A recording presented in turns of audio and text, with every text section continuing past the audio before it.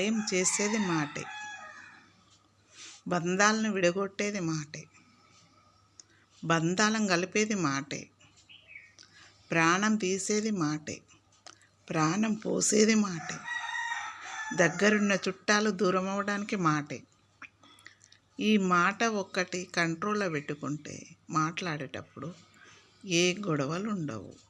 ఈ నోరు పడేసుకుంటూ వచ్చేది ఏముంది ఆలోచించండి. నోరు ఉంది అందరికీ, ఎవరైనా పడేసుకుంటారు. మాట్లాడేటప్పుడు రావే రామ్మ అన్నదానికి డిఫరెంట్ ఏముంది, ఈ నోరే కదా. ఆలోచించండి, ఎందుకు అలా జీవితాలు ఆగం చేసుకుంటారు. ఇష్టం వచ్చినట్టు మాట్లాడటం. ఏ జన్మ చేసుకున్న కర్మాలో ఈ జన్మ అనుభవిస్తున్నాం, ఇంకెందుకు పాపాలు చేసుకుంటారు. ఆలోచించండి. నేను అమ్మగా తప్పు చెప్తా, అన్మగించి ఈ బ్రెయిన్లో నేను అన్మగించిన మాటలే చెప్తున్నా, నా కళ్ళతో చూసినవి చెప్తున్నా, అంతకన్నా ఎక్కువ ఏం చెప్తలేను బిడ్డ. పిల్లలు ఆలోచించండి.